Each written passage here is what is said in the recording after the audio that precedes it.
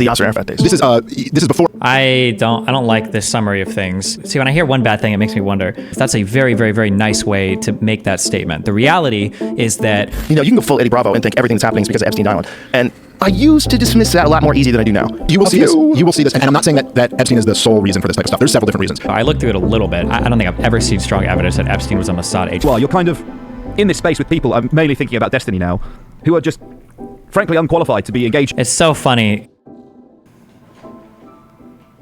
Hello. Don't show vegan gains, okay? That's the other mic. Do you want to speak into that mic? Do you want to say hi? Hello? Nope, he's not going to talk. Okay. Yeah. Oh, yeah? Tell me about it. Okay. Didn't Israel like prop up Hamas? Wasn't that part of their strategy for a while? And I'll give him the benefit of the doubt, and maybe he just doesn't know about that detail of this as much, because if not, he was kind of being dishonest. But maybe he just wasn't familiar with all this stuff. But he kind of went, you said that, and then he kind of dismissed it by saying, well, there's Who is it? Which debate is he talking about here? There's a quote that's attributed to Netanyahu, but it wasn't on videotape.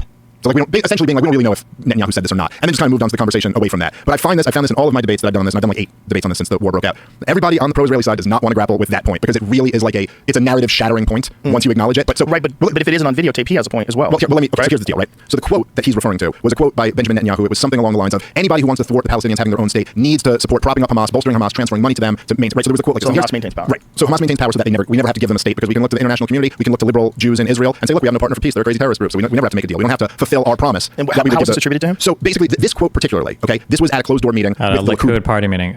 Dave Smith at least gets props for at least knowing more information than the average dipshit about this. I don't know if I agree with any of his conclusions or if I feel like his analysis is the best, but at least he knows this shit. Yeah, he knows where this quote comes from. Party. So this is Benjamin Netanyahu's political party, his far-right party that's in power right now in Israel. So it's true that this was a closed-door meeting and that it's not on tape. So what happened is, as far as I can tell, the first person who reported this, I believe, was a lady who's a reporter for the Jerusalem Post, and then it's been running a bunch of other newspapers since then. So basically what happened is, an eyewitness who was there at the meeting. Okay, there's no way Rogan is bringing you on, right? He can't just platform multiple people shitting on you without reaching out, right? I don't think Dave Smith is talking about me right now. I think he's talking about something else, some other debate. I don't think they're talking about me. Somebody said Dave Smith and Jenk debated Dennis Prager. Okay, maybe, I don't know. No. But they're not talking about me right now. In Benjamin Netanyahu's political party came and told her that he said this. And then she went and checked with somebody else who was there, and he also confirmed that, like, yes, Benjamin Netanyahu. Goodbye, apes. Everyone else is perfect, and I am the only misspeaker. I meant Noam. Good job. Said this. And then a third person who was also at the meeting came out and wrote about it in his book, or wrote about it in another newspaper article or something like that. So you had 3 eyewitnesses from within his own political party who confirmed that he said this. Now, take that for what it's worth. I think that's reasonably strong, that 3 eyewitnesses all in his political party said. As long as they were trying to get rid of him, because you can get more than 3 people to say that Donald Trump was inclusive with Russia. Sure. So right. even say if you don't trust them, Coleman acted as if that's what the entire case is built off of, which is just not true at all. It's not just this one Benjamin Netanyahu quote. It's dozens and dozens of quotes from Israeli leaders all throughout the political spectrum. There's been reporting on this done by almost every major Israeli newspaper. Haaretz, Times of Israel. The Times of Israel on October 8th had a piece by Tal Schneider, which was how how Netanyahu's support for Hamas just blew up in his face. It was the next day. And because even critics, like Ehud Barak, who was a former prime minister, he's a Labour Party, he's a critic of Benjamin Netanyahu. So he was a critic of this plan to prop up Hamas. But it's totally uncontroversial that this was their plan. The New York Times just ran a piece, I think it was late last year, might have been early this year, where they talked about how 2 weeks before October 7th, Benjamin Netanyahu sent the head of the Mossad to Qatar because funds going into Hamas had slowed down. And he sent them in there to make sure the funds continued. The case for this is overwhelming. It's not like relying on one. Yeah, here you go. Yeah, for years the Qatari government had been. Am I saying that right? People know that like Hamas took power and became like a prominent member in the Gaza Strip before anything having to do with Netanyahu, right? Is that like? I can't tell if Dave Smith is on the train of that, like Netanyahu like solo created Hamas or just like saw them as like I guess like a useful tool to maintain division in the PA, but like there's a lot of other people that are maintaining division in the PA as well. Like Netanyahu is not like the mastermind manipulator, like sole source of all this tension that people want him to be. As much as even Netanyahu would want himself to be, but he's talking about the briefcase of money. Yeah, I'm aware. Is that what you said? Qatari, I think is. Yeah, the Qatari government had been sending millions of dollars a month to the Gaza Strip, money to help prop up the Hamas government there. Prime Minister Benjamin Netanyahu of Israel not only tolerated those payments, he had encouraged them. According to Times, Israeli intelligence agents traveled to Gaza with a Qatari official carrying suitcases filled with cash. Yep. Suitcases, like a mafia movie, to disperse money. Retired Israeli General Netanyahu was PM in the 90s? Yeah, from like 95 to 99, but...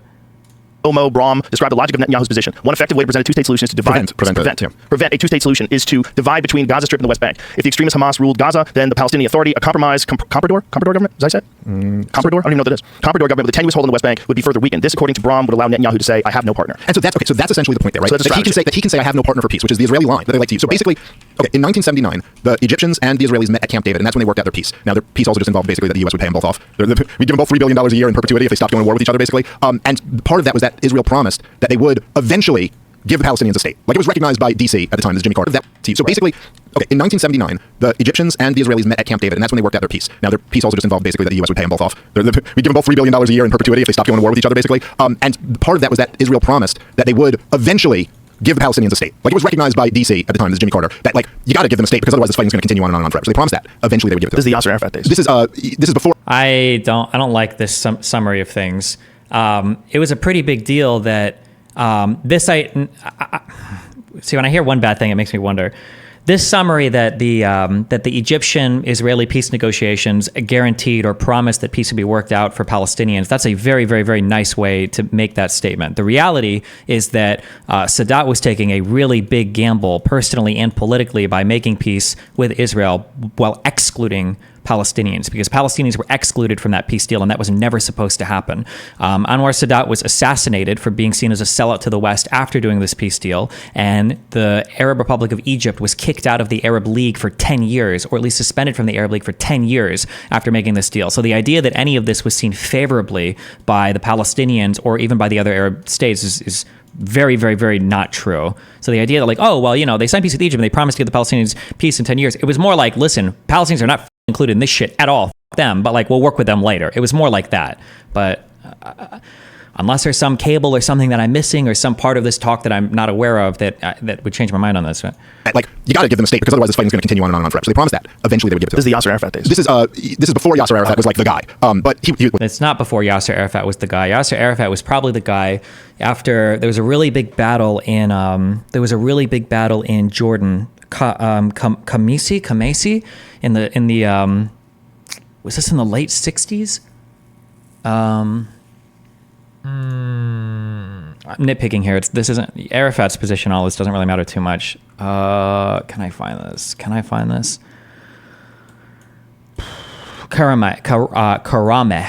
in 68. I think this was a really big battle where Israel tried to go in and on the East Bank, basically, they tried to go in and do an attack on a village. I think on a PLO village, because they were being attacked basically by I don't know if they would have been considered Fedayeen at that point, or if you'd say the PLDFL or whatever the fuck, all this little basically like Arafat and his group. And the IDF tried to go in, and then the Jordanian army with the guerrilla fighters there managed to push the Israelis back. And I think Hussein took a big gamble here and gave credit to the Palestinians basically for solo fighting off the Israeli army. He was like, you guys can have all the credit for this. We're not going to say shit.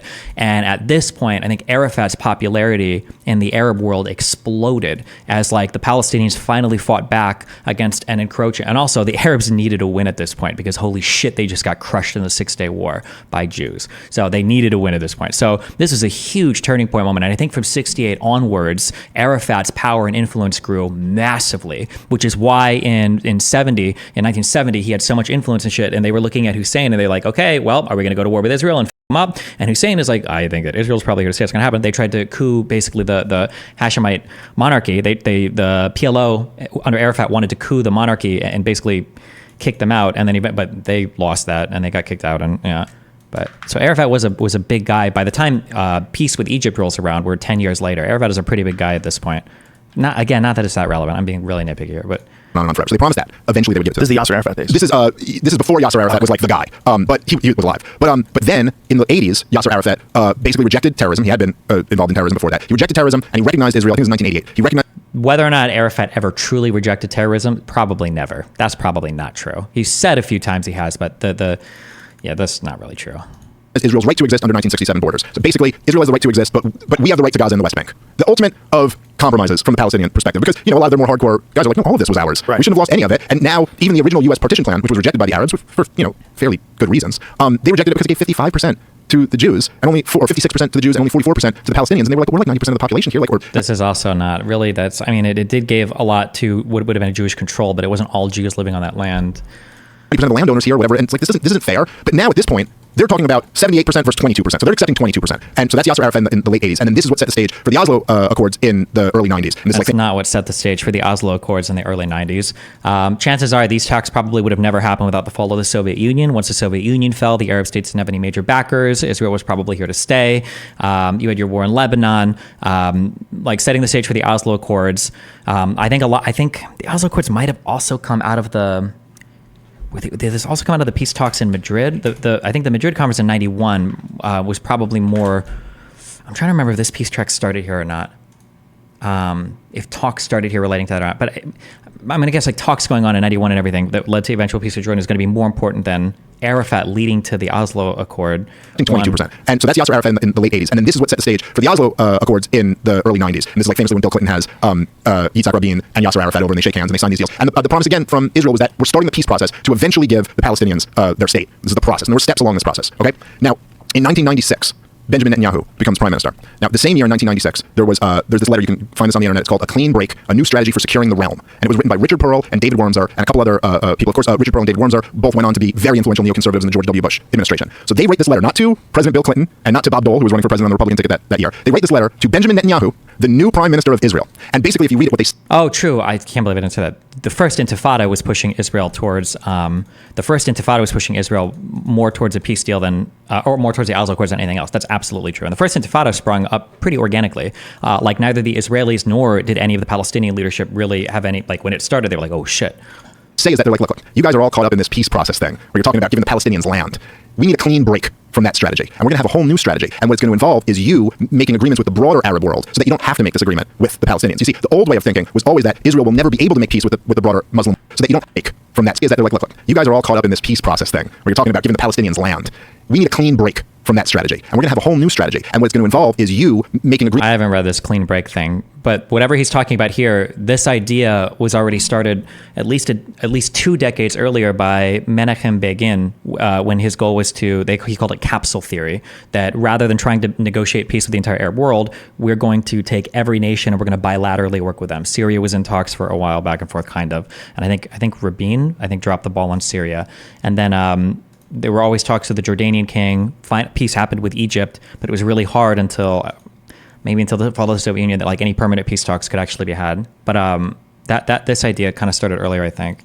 Agreements with the broader Arab world so that you don't have to make this agreement with the Palestinians. You see, the old way of thinking was always that Israel will never be able to make peace with the broader Muslim world because they're furious about what you're doing to the Palestinians. But the clean break strategy was like, no, you're going to embark on what ultimately became the Netanyahu doctrine that will make it deals with the rest of the Arab world so we don't have to give up this land. To call that the Netanyahu doctrine is very strange, considering Netanyahu didn't come into office, I believe, as a prime minister until 95.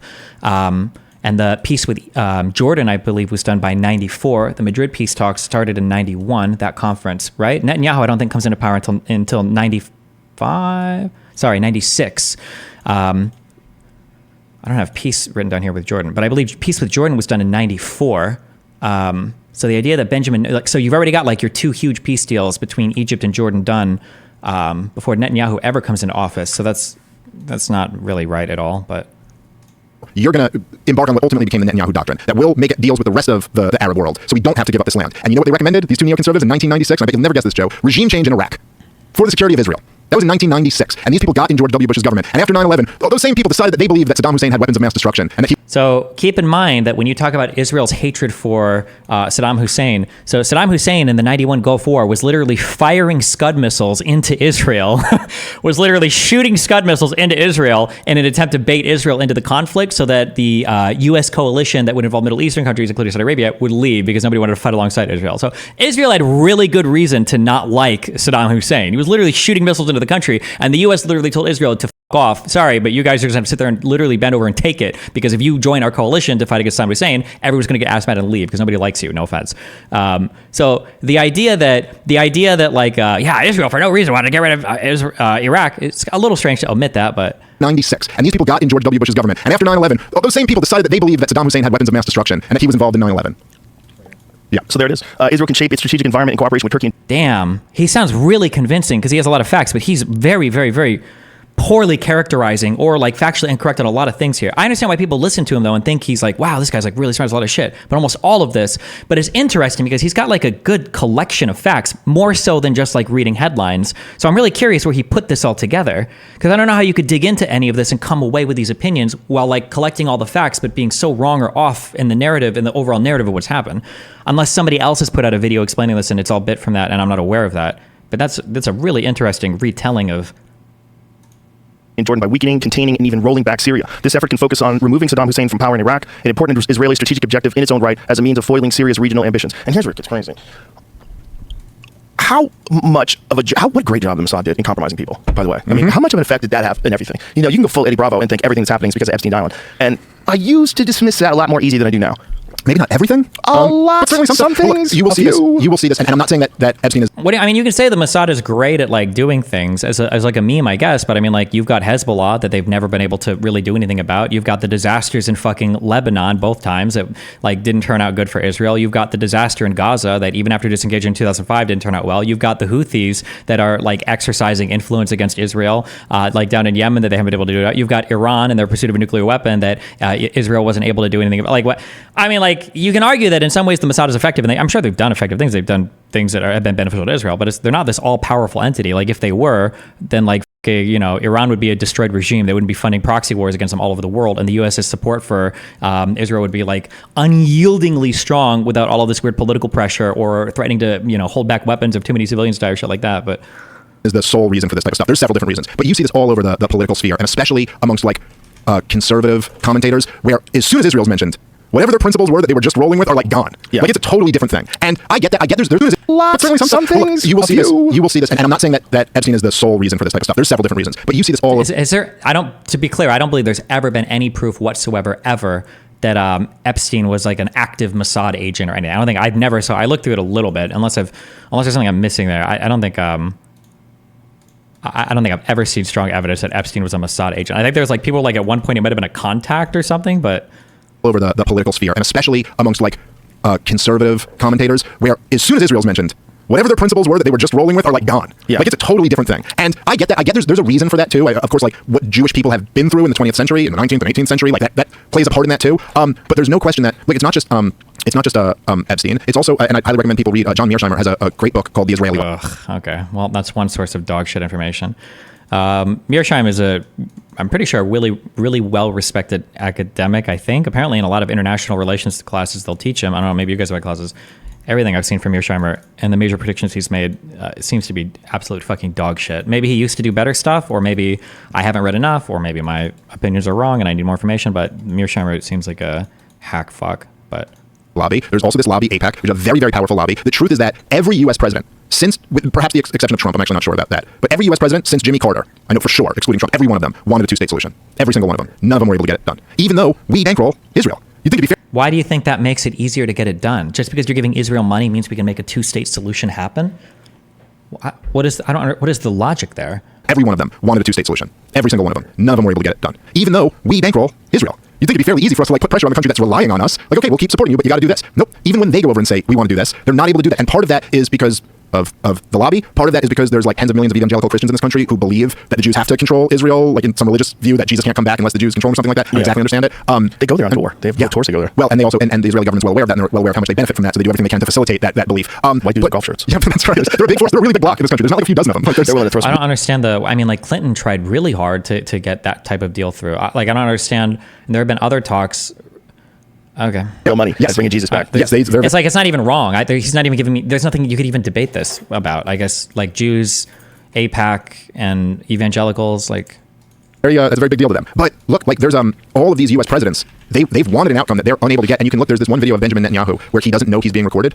And he's speaking openly about this, and it's so he openly starts bragging about how he basically blew up the peace process, and how he basically recording this? I mean it's in Hebrew, but it's translated, and it's legit. It's been translated by like a whole bunch of different people. And he's bragging about how he put all of these poison pills into the peace agreement. Like he was like, oh yeah, sure, we'll grant. I agreed to grant them a state, but only after it was determined that we could Israel could control military important military areas. And then he was like, I also snuck it in that only Israel gets to define what the military important areas are, and I decided that a third of the West Bank is that. And he's bragging about how he tricked Bill Clinton and how easy it is to move the Americans. The Oslo I wasn't negotiated under Netanyahu though, and he can brag about what he wants, but I'm pretty pretty sure him trying to adhere to like Oslo 2 is ultimately, I think, what costed his coalition popular support, right? The Wye River Memorandum and him like promising to basically hand over parts of Area C, I think lost him support in his coalition. And then you had Barack that came in after Netanyahu here too. So the idea that like he was simultaneously destroying the peace process while also like losing office for, I guess, like trying to do the peace, like it was complicated times, but this, like, if you're talking about him like bragging behind the scenes though, like, hey, yeah, I'm the one that f***ed the Palestinians, we're like, okay, yeah. And I'm sure there are some soldiers who say they murdered like 500 like enemy snipers, but like,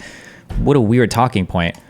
It's wild. Like there's a lot of power plays at work here. And the only other thing I'll say about this, and it's not just like the neoconservative, the clean break, the strategy that they wrote for Netanyahu. It's that, so in 2002, Benjamin Netanyahu comes and testifies before Congress as a regional expert. And he testifies that like, oh yeah, no, if you guys overthrow Saddam Hussein, democracy will sweep the region. Let me tell you, I know something because I know this region better than anyone else. And at one point, Dennis Kucinich actually grilled him and got him on record. And he goes, is there anybody else that you're advocating that we preemptively attack? And Netanyahu goes, yeah, Iran.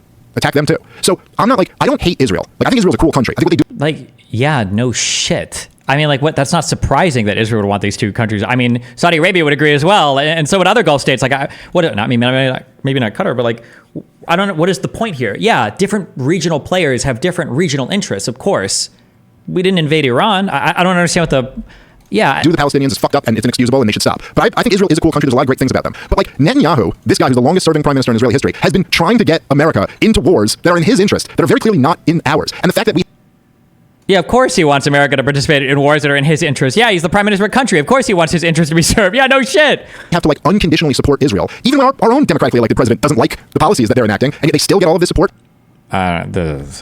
You've recently appeared on all kinds of media. Right? I mentioned Piers Morgan then, but you know you've had debates on his show with the likes of kind of Rabbi Shmuley and Alan Dershowitz. You know, recently you've been on Lex Friedman's podcast. You did that sort of panel debate with the streamer Destiny, but he has another name, but you sort of I think you kept calling him something different. But anyway, you know, you're talking to me now, right? And as an academic that has devoted decades of research, your entire adult life, right, to the Israel-Palestine situation. I mean, you consider debating Dave Smith on Israel-Palestine? Yeah, there's been like 3 different people that say they're like setting it up, but it never happens. I don't know why, so I'm not sure.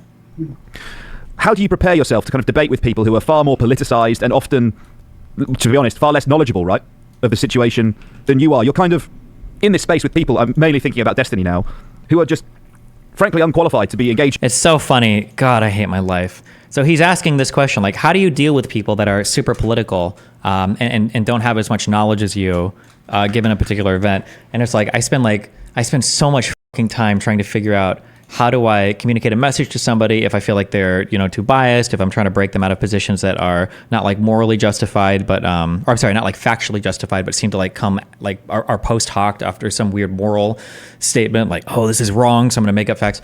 I spent like so much time like thinking about this and everything. Let's see what Norm's well thought out answer is for how do I communicate with somebody that has an incredibly high level of political bias and a low level of information. With you on the subject matter, and yet you're kind of having to do it, right, to sort of to access the audience and to make these points and to open people up to your research and work, your academia? First of all, I'm in debt to anyone who gives me a platform. Now, it's not because, as Bernie Sanders used to say, our senator who ran for office, his campaign slogan was, it's not about me, it's about us. So if I'm grateful for the platform, it's not about me. I could say that with absolute certainty. I never sought the limelight. Gaza was not the most popular issue on the block. I invested in it because I felt a duty to record for history, not. Then why didn't you take, that's a total, hold on, I'm sorry. What? Didn't he literally talk to Brianna and say that his goal the entire time was to just troll like crazy? But there are millions of views on that video. Please don't tell me that. That's going to ruin it. No, it's a great thing. There are millions of views on that video. There are millions of views on your interviews with like Jordan Peterson's daughter and Candace Owen. And remember that CNN only gets what, like 500,000 views on a primetime airing? Well, I have to tell you, Maureen, who I love to death, I've known her for 30 years. We met in the early 1980s. We had a fundamental clash over what you call tonal mode. Because Maureen said, I am going to speak not to them, but to the broader audience and enlighten them. And the facts and just ignore the other people in the room.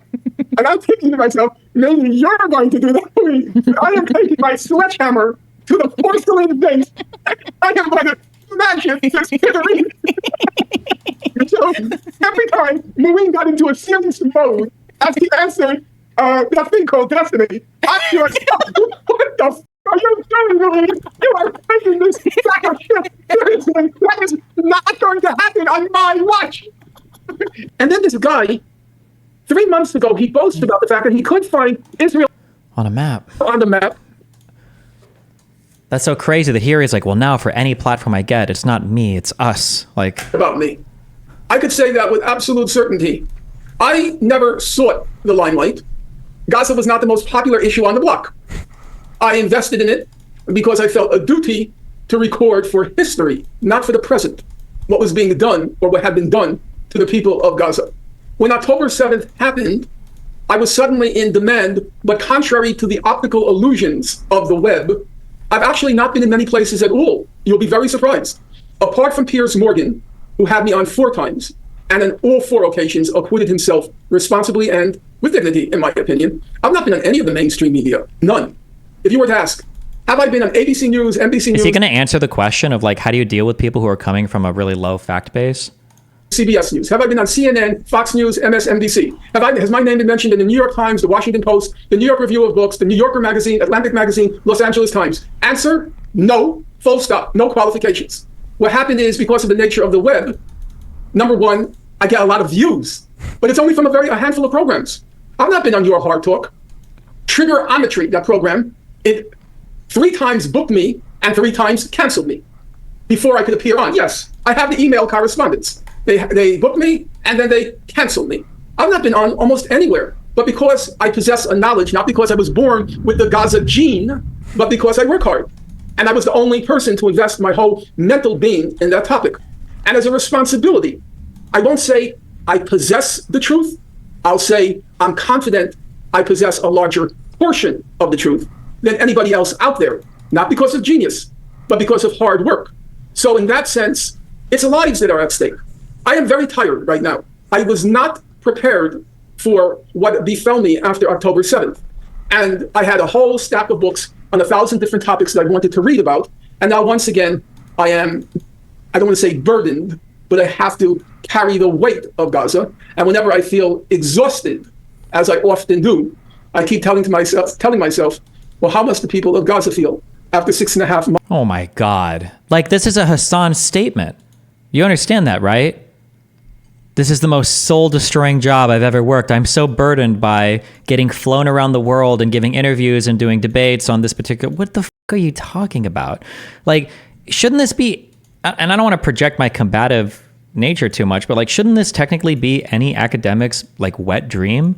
Like, you've got an aggressive, combative personality. People want to talk to you, and you've studied this individual field more than anything else in the world. Like, isn't this like the shower thought of every fucking PhD student who it's like, you know, like, I'm just dreaming of the day I get called onto CNN to have a debate about Roman architecture and its influence on downstream European architecture in the 18th and 17th century. Like, I hope somebody debates like at one point, and like, this is actually his whole life studying, and now it's a relevant thing, and he can go tell. Like, isn't this like, my God? Months of this horror of fleeing and fleeing and fleeing. If you're in the north, go to the south. And then they go to the south. And then Israel drops these 2,000-pound bombs, these two-ton bombs in Rafah, where they told them to flee. And then they're told to flee here. And then they're given this grid. And they're saying, go to this space in the grid, go to that space in the grid. You take it. Here's another clip. Oh, did you talk about me on Al Jazeera? You see, Did I watch this? I don't even my remember. debating partner was Muin. Yeah. He's just very polished, very polite. Oh, I think we did watch this. He was raised very well. And at one point, I wanted to throttle him. I love Muin. I've known Muin for 30 years. But he was treating Destiny as if he were a legitimate interlocutor. And I was not going to legitimize him. So why show up? Why agree to Why agree to Well, first of all, Muin and I talked about in advance. He said, my goal is going to be to reach the bigger audience, which is, of course, it's the correct thing. We I did agree with watch that. this. We did. But to use the expression of young people, that thing's presence just triggered me.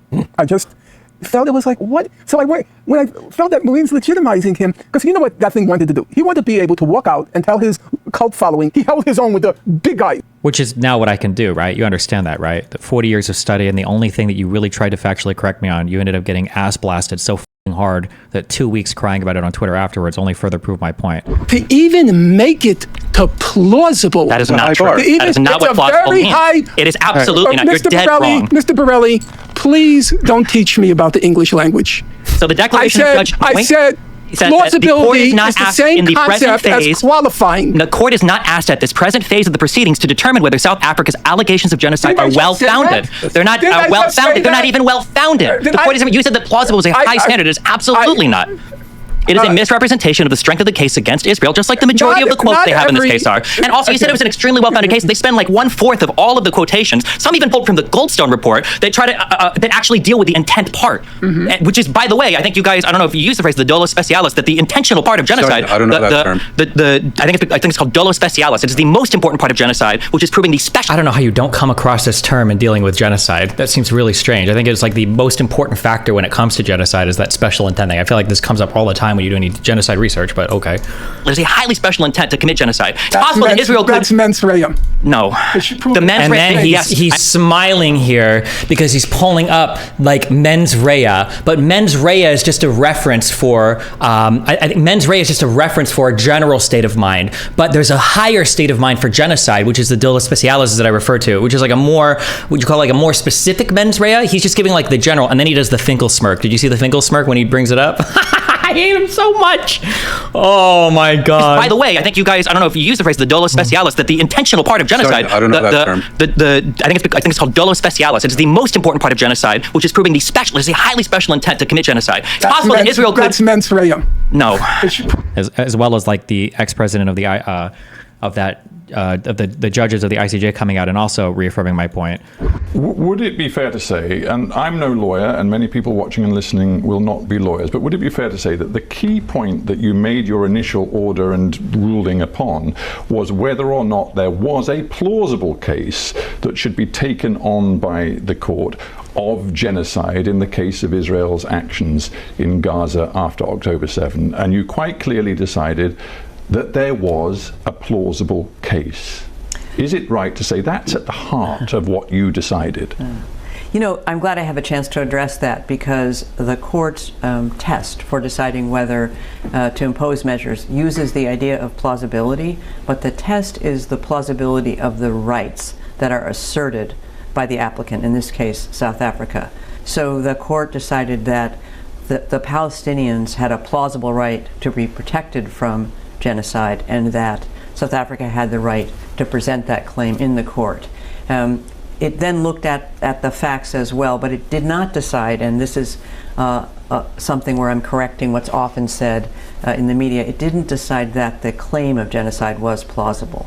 It did emphasize in the order that there was a risk of irreparable harm to the Palestinian right to be protected from genocide. But the shorthand that often appears, which is that there's a plausible case of genocide, isn't what the court decided. Like, right? Yeah. No, they have books, they have PhDs, but I'm a genius, so I could just walk in after 3 months on Wikipedia. I guess I am a genius. Thank you. I am a genius. Thank you. Them in their place. I wasn't going to let him do that. I wasn't going to let him do that. I said, I decided I'm going to take a sledgehammer to the porcelain vase and smash it to smithereens. Now, you might say that's a little bit infantile, and it's a little bit self-indulgent, and why couldn't you have carried on like Moeen and Benny Morris? Yeah, there's a point there. I'm very strict, never quarrel with facts. And I have to argue. Where is Ryan Grimm at?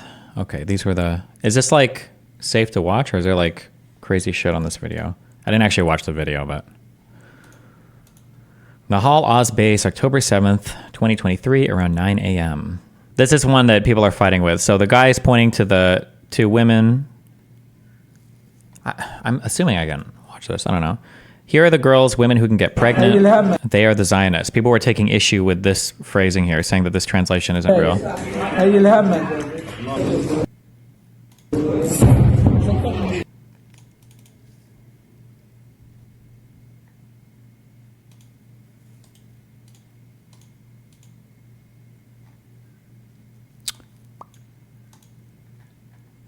Look at her ankle. This is one of the women. Oh, never mind, actually. This cut does look way more precise than... I didn't see anything in this video to imply that. I never looked at this person's ankle in this video, though. This is a pretty... I mean, it could be something else, but it just seems weird that you would try to cut... Because, like, now the person can't move at all. So, you have to carry them around or whatever. But maybe it was just one ankle, maybe you can? I don't know.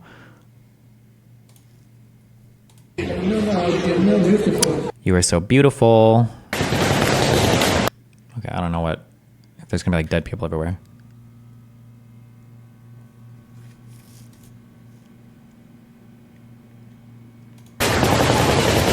That could have been from being bound, maybe.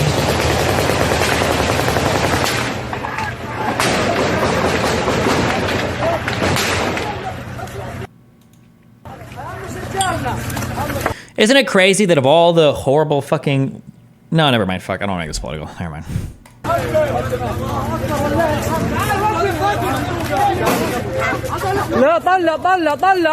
Without her. Are they talking about leaving a body?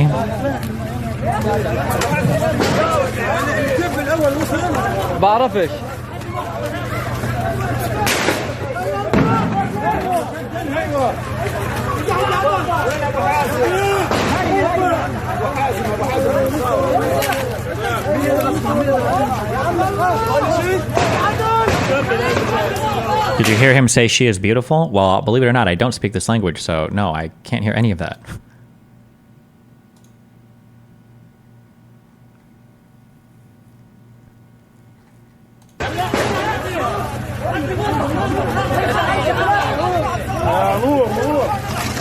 He did say beautiful in English? Oh, okay. I'm not even listening to the words. I'm just reading chat.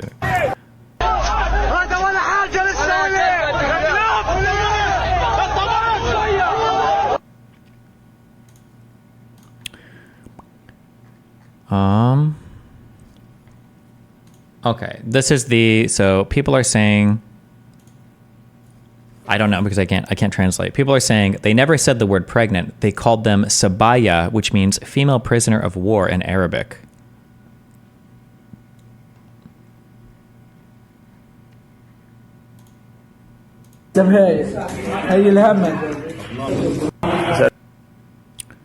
This says, that's not the translation, you liars. He said sabaya, which means female captives. Nothing to do with pregnancy, you perverts. And the translation where he said you are so beautiful, he was saying you are no beautiful. You did much worse against babies and incubators, by the way.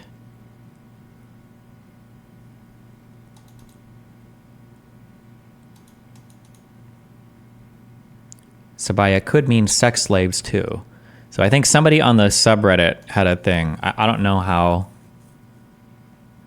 I just don't know. Let me see if I can find the guy who posted down here.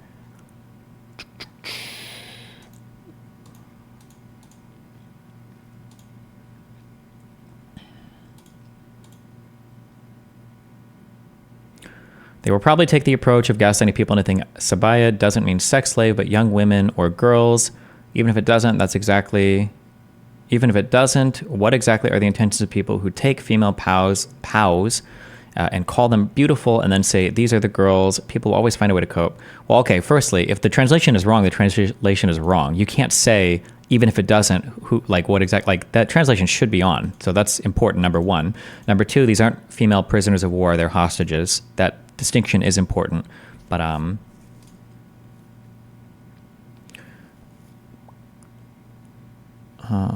exactly this, but worse. They said it meant women prisoners, banking on the fact that most ignorant young Western activists don't know what the explicit written use of women prisoners means in Islam.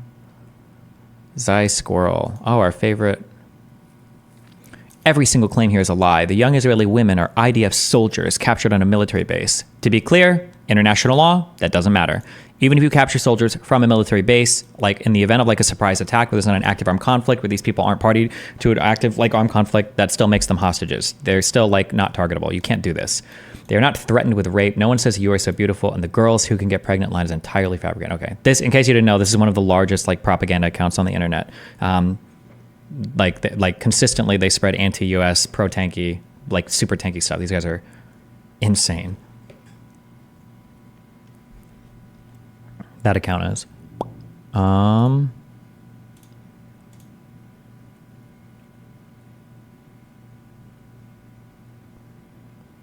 Her defense was them saying you're so beautiful. Okay, wait. So they say that in English.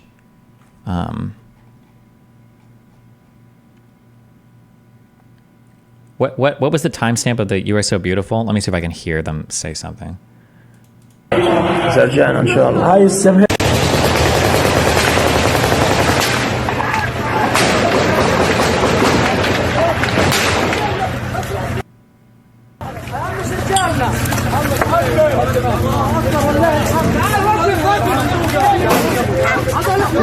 طلع طلع ايوه طلع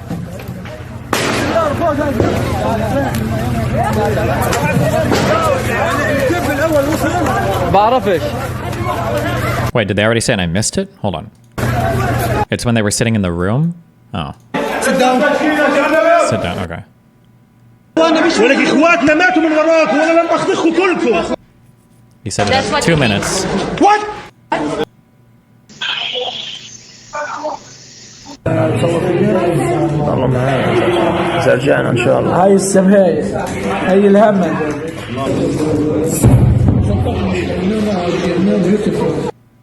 Was I supposed to hear it there? Am I fucking deaf or? إن شاء الله. هاي السبهاية هاي الهمة.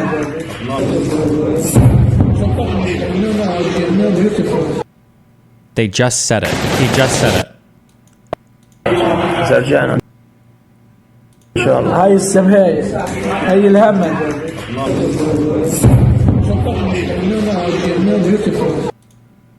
Oh, it's the, okay. I'm listening to the guys in the background. I hear. Okay, sorry. Hold on. I can't hear the. I hear beautiful, but I can't hear what comes before it.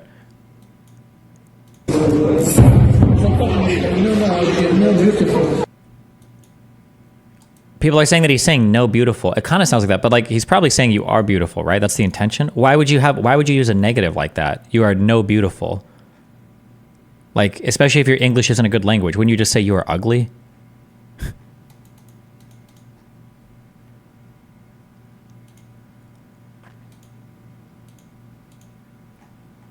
That sounds kind of retarded, but whatever. Okay.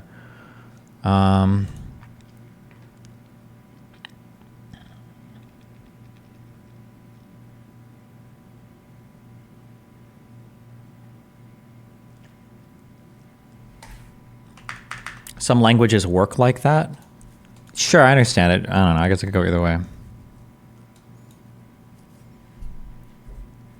Oh God, I don't know the language.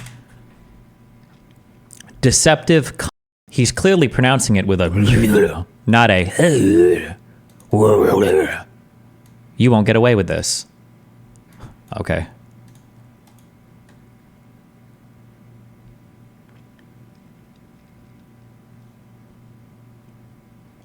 Okay, maybe. I have no idea.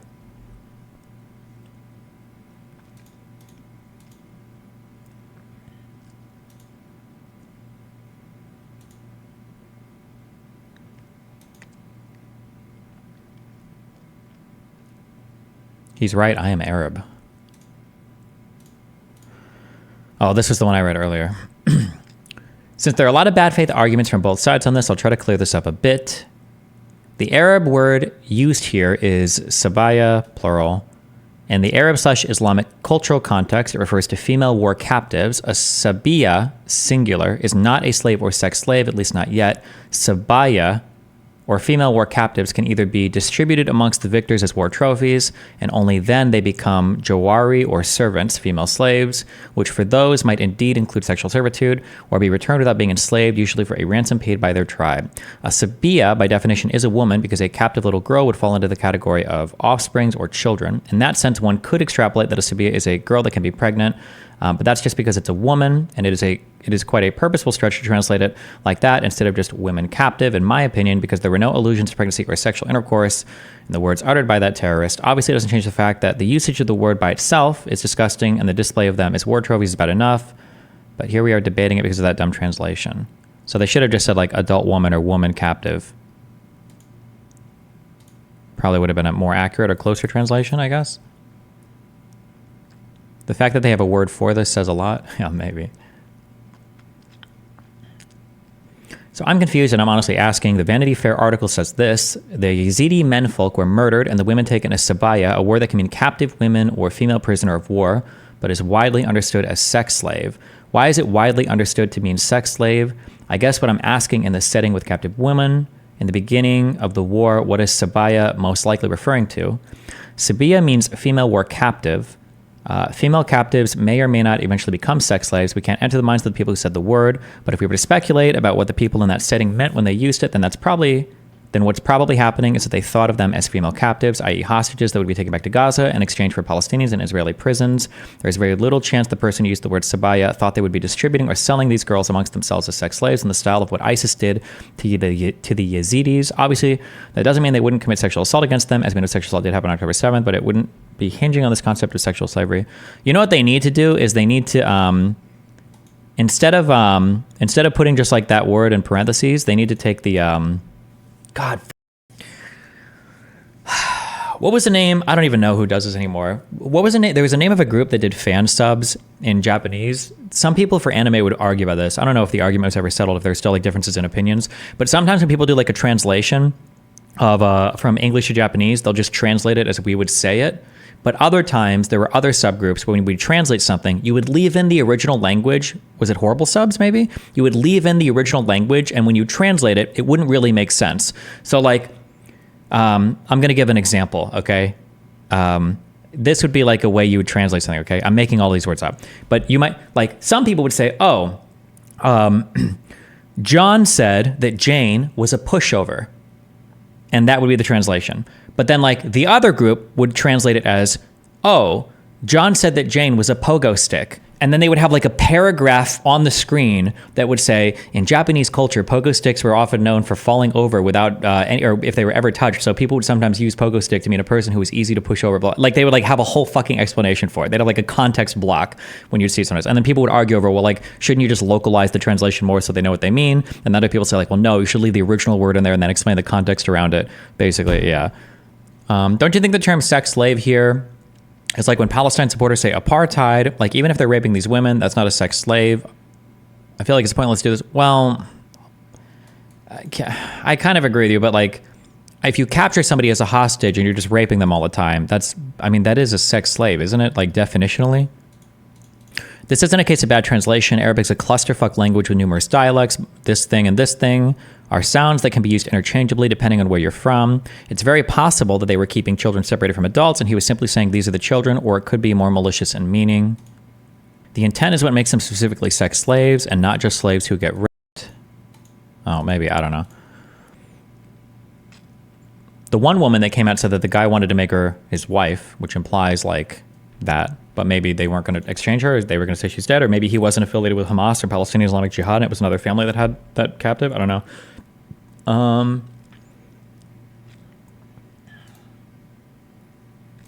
I think what's going on is people are reading words in parentheses as though they're spoken. Typically, that's not how parenthesizing works with regards to written speech. Oh, wait. Was this written in parentheses? Hold on. Where from? No. Fuck. Does anybody remember when this word is said?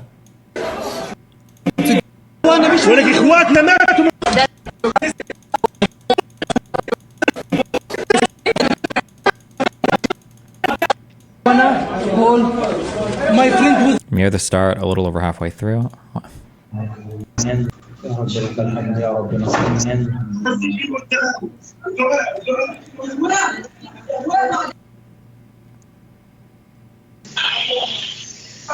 159. والله معايا إذا رجعنا إن شاء الله. هاي السبهاية. Oh shit! It is in parentheses. That is true. They did put that in parentheses, which implies that it's not the direct word. That is true, actually. The direct translation that the IDF, or I would say, I guess the government of Israel, I should say, not the IDF, provides is, here are the girls, and then in parentheses it says women who can get pregnant. So I guess if we want to like parse this in ultra good faith and ultra like what should it have said, or more reasonably, when it says women who can get pregnant, the implication there, I guess in reading the subs, is that there's like a plan to get the women pregnant, when in reality what women who can get pregnant probably means is like just adult woman, I'm guessing. Not teenager, not little girls, I guess. Referring to them as adults, that's what I mean, yeah. I think what's going on is people are reading words in parentheses as though they're spoken. Typically, that's not how parenthesizing works with regards to written speech, because, I mean, people don't speak in parentheses LOL. They're usually used for giving context. The actual quote/translation is just, here are the girls, portion. Assuming that is also correct, I don't speak Arabic, lol. The editor who inserted the women who can get pregnant part is basically doing what you're saying. It is most likely purposeful, but also a shorthand for your own explanation. They're drawing a distinction between what you refer to as children and woman, the most obvious difference being age and sexual maturity. That's true, but when you say woman who can get pregnant, there is a way more insidious implication there than just... Would an infertile adult woman ever be referred to as sabaya? Probably, yeah.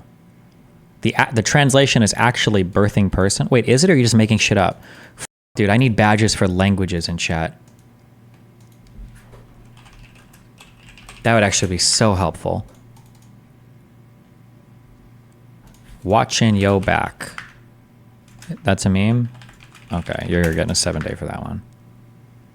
Ask Lonerbox for help? Wait, does Lonerbox actually speak Arabic?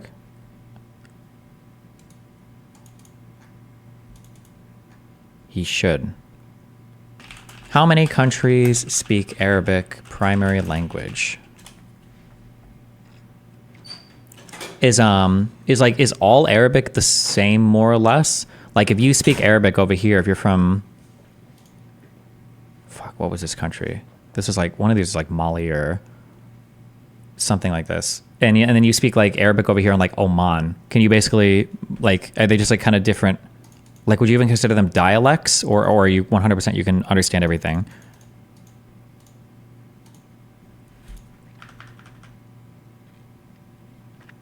They're similar but dialects. Okay.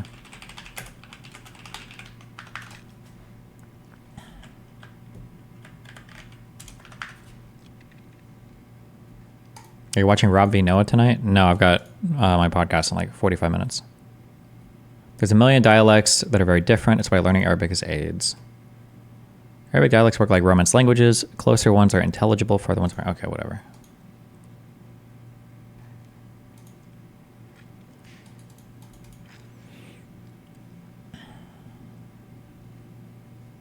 Just different accents.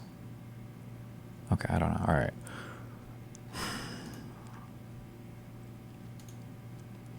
A bit more background. The original video is more than a half hour long. The families of the victims asked for before publication to edit out the rape, torture, and killing. Okay, hold on. This stuff... Wait. What do I... Can I ban people? Ban. Do I have a rule for this?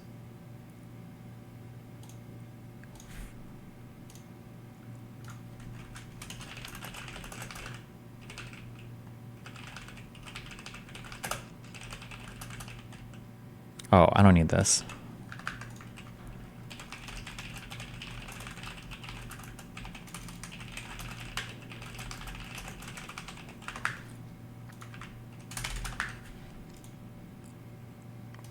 That's a month ban. Is this true? Does anybody know if this is true? It's true though. You're also getting a week ban in chat. I would ban you for longer. Oh wait, can I? Oh fuck! I already banned you. Whether it's true or not is not relevant. It doesn't matter. Okay? Remember, it does not matter if a claim is true or not. Doesn't matter in math if your answer is right or wrong. What matters is you're sourcing your claims. Put a source. Whether you're right or wrong is not relevant. Okay? What matters is you're proving the proof of it being right or wrong is the more important part. Okay? Anybody can stumble into a right answer. The process is the most important part. Christ. But I am curious if it's true or not. So if somebody has a link to that. For anything about the original video. Stop Anti-Semitism tweet purposefully fake rape / kidnapping announcements regarding the minor children / wives of several elected officials for illustrative purposes only. Meet Ireland's PM Simone Harris on October 7th. Monsters Kennedy's young daughter. 10-day is reporting a state of their own. Lunacy, right? Then why are you doing this to Israel? This supposed to... Well, I mean, like, is it... It's pretty obvious that this is like a, that's what they're doing, right?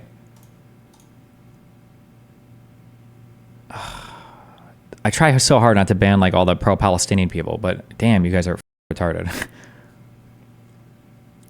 Like it's like they're literally put underneath like that. It's not. This is obviously a lunacy, right? Then why would you make us do that, right? It's, you can argue it's a retarded tactic or whatever, but to say that they're purposefully faking it to like makes it sound like they're way more insidious than it actually is.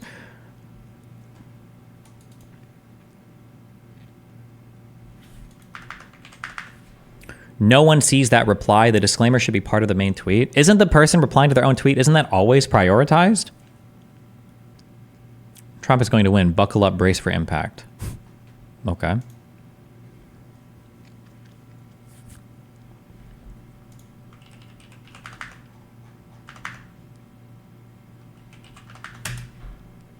Right there. Yep. I don't think I can make it. You can do it. You want me to do it first? Show you? Yeah.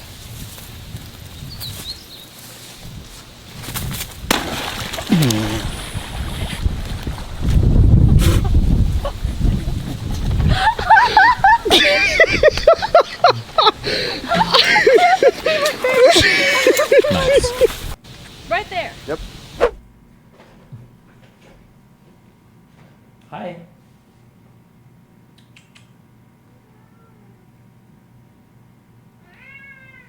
Hello? No! You did that, not me.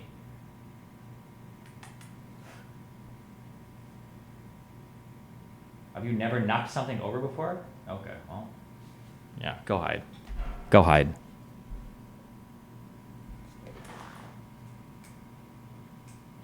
Stop teasing me with your soft and supple body. Okay.